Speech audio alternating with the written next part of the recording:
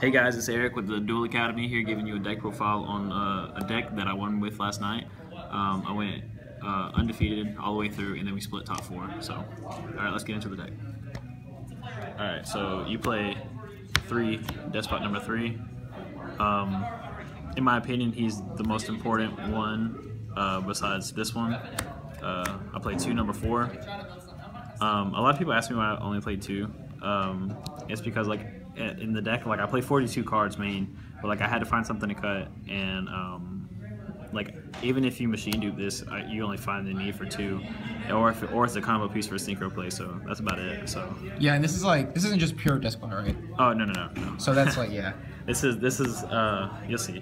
But. And so what do all the Deskbots do? Because like this is pretty rogue. Okay. I mean, okay. This is... All right. So check this. So this one, when it's normal summon, you get to special summon any Deskbot from the deck. And at any time you can, during either player's turn, you can target a Deskbot monster with his effect, and it gains 500 for every Deskbot card on the field. And you can target himself too. And like, if you have more than one of him on the field, they can all stack on one, or they can like stack on themselves. Like you can activate them as many times as you want, or not as many times as you want, but you know, like you can activate all 3 on one turn. Yeah. So, and this one is during damage calculation, when it battles a monster, you can send a Deskbot monster from your deck to the grave, and it gains 500 for every level of the one you sent. And when it destroys a monster by battle, you can special summon a Deskbot from your graveyard and hand at the same time, immediately after destroying. But whenever you use this effect during the damage cal, to boost them up, your opponent takes no damage for the rest of the turn. So. Okay. Next card. This is my favorite Deskbot for real. Is Deskbot number 5. The reason, because like, obviously for the Pendulum scales, like these are the only Pendulum ones I play, and I only play one more Deskbot after this. But whenever he's special summoned or summoned, he switches battle position of a monster. This one's an MST, and this was also a CDI target. Like I mean, it's a way to make CDI, so they're really good. So. And then my last Deskbot I play in the whole deck is 1/2. I can bump this up to you can bump this up to more than 1, but like 1, like I just wanted the minimal. When I resolve it, I usually win. Well, there hasn't been a time I resolved it and haven't won. But like if it's stuck in your hand, like if that's the point. That's the reason I don't want to play more than 1. Is because I don't want to stuck in my hand. You don't want to have brick cards. Oh, also what this does to explain. When this card is special summon, you can it's a Stratos. And then while it's on the field, all machine type monsters gain 500 attack and defense except for himself. Wow. So like your CDI comes out and you suck up a monster, and then your CDI is at 3,400 attack. So it's pretty hard for people to get around. All right, now for the we're not getting into the other part of the engine yet, but 2 Soul the Windjammer.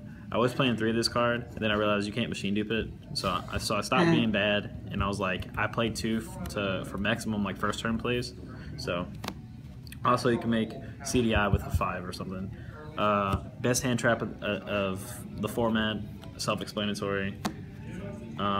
This was like the MVP of the whole day. So like you go 3 special 2 search out the final scale. Set your scales, return 2 to hand, special this, and then you'd Pendulum out 2 in your other Deskbots, which are the only ones you can Pendulum summon. Search again, and you just keep going, and then you start synchroing for our combo. Like it's pretty whack, not whack, but you know what I mean. Now we're getting to the other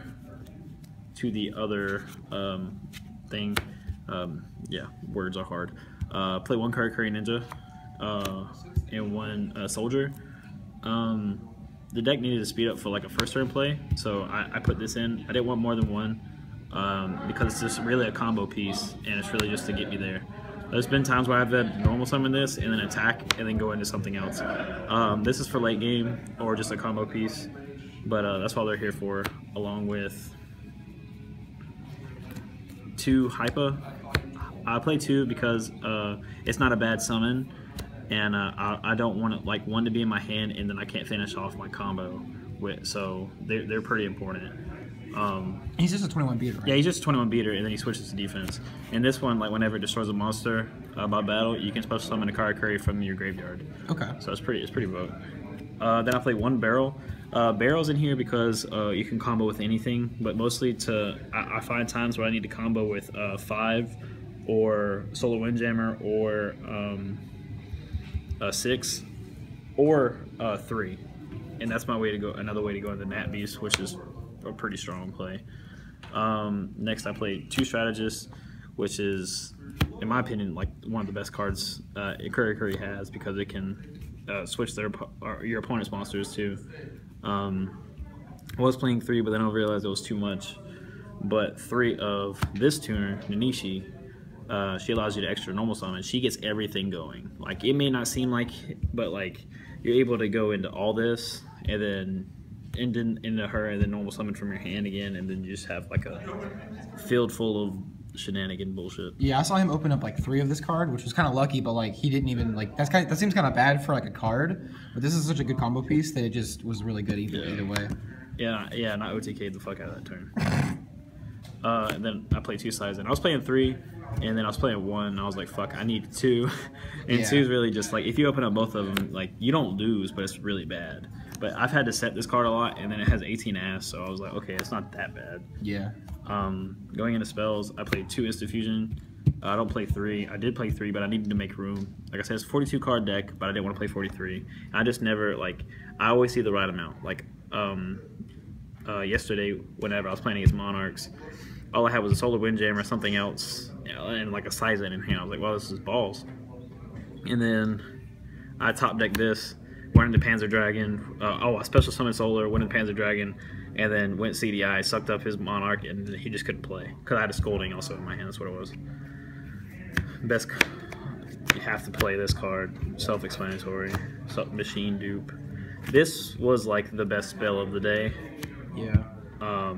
It really like no scopes everybody. They're like, oh, 5 and you hit a 3, or you hit a 2, or you hit a 4. Or yeah, your levels are so weird, and also like they're gonna call for Cosmo, or they're gonna call for Inferno. Yeah, if they don't know what you're playing, then you're like, well, get scooped, dude. Yeah. Machine pieces, because free cards in this deck are like so good. Then you play 1 limited removal and 1 Raigeki, because duh. And then I only play 2 traps, and these are the best 2 traps in my opinion. Better than Strike, 2 Solemn Scolding. At first I really frowned upon this card, but then I was like, holy shit, Judgment, resolve it once, I win. Yeah. How much time I got? Huh? It was 40, bro. Oh, cool. Alright, so I'm going into my side deck now. Yesterday I played, oh, by the way, my side deck is like super trolly. So, side deck is 2 Magic Drain, because you have to go through so many resources already with Monarchs. It just really hurts. Also, for like Pepe, if I played it, because it's a blowout card. Yeah.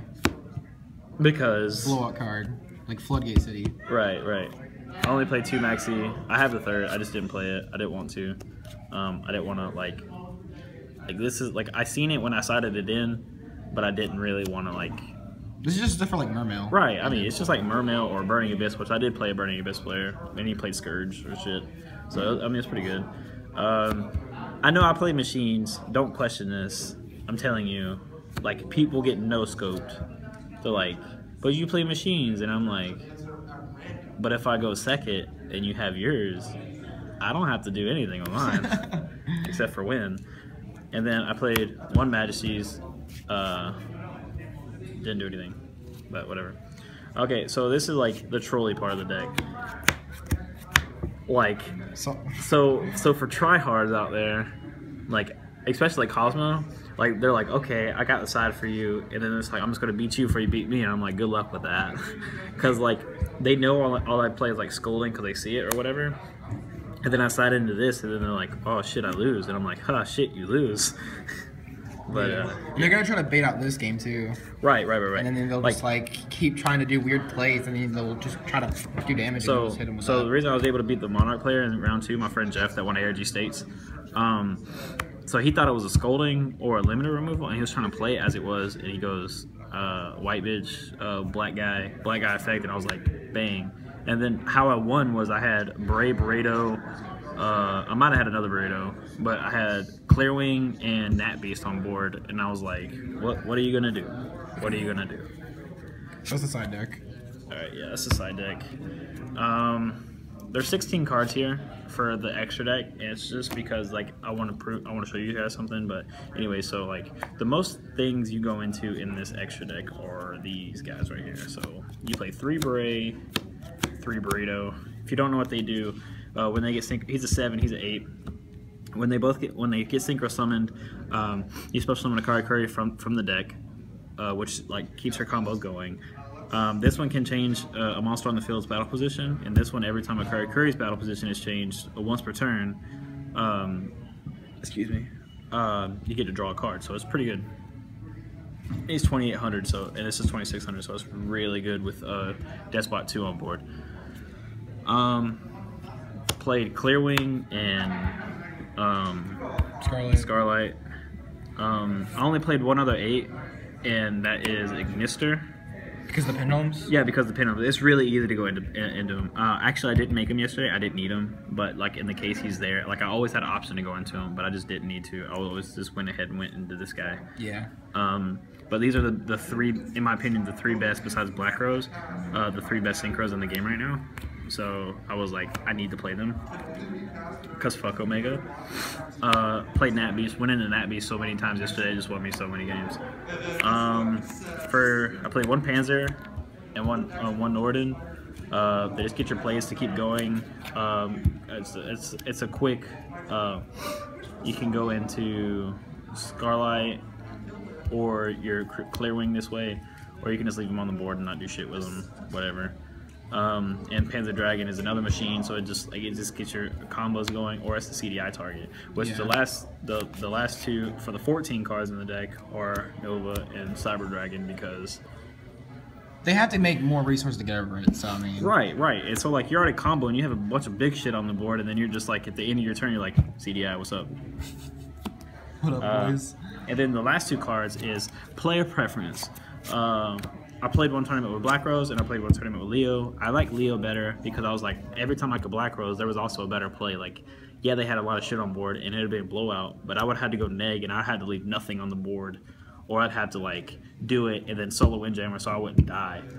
So I was like, this card is a lot better because it's like you have Bray, which is a level 7, and then most of your tuners are level, or you have Burrito because Barrel helps too. So it's level 7. Most of your tuners are level 3. So you can just, like, this is for the Cosmo matchup, because Cosmos can't really get over this if you're able to clear their board or whatever. Because, like, if you make this first and then you keep on going with your plays or whatever, Dark Destroyer, like, if they can't make it to your main phase 2, they're not getting rid of this card. So the only way they can get rid of it is Cosmojo. Or Honest, actually, but like they don't play Honest anymore. Like every time I made this, like I would go this, and then I go Scarlight, and then I just blow up the field, and then like Scarlight stays, and then this stays, and I just keep beating their face in. Like they run out of resources so quickly against this deck. Like even if you break in this deck, like against all meta, this grinds so hard. Like you can ask anybody, it grinds so fucking hard, and it doesn't matter. Like you'll get to a win condition, but it's player preference. But anyways, guys, I hope you like. This deck's called Deskbots. I played against the Deskbot OTK deck that I played the Geargia, and then in the past, like testing it out, I've played against the Deskbot OTK, and I played against regular Karakuri. And this is like the best deck. It's really consistent. If you know how to play this combo piece, it reminds me a lot of Necros when you have to like choose to what you do. But then after you get into it, the combos are pretty much the same. But Alright guys, yeah, that's the Duel Academy, out.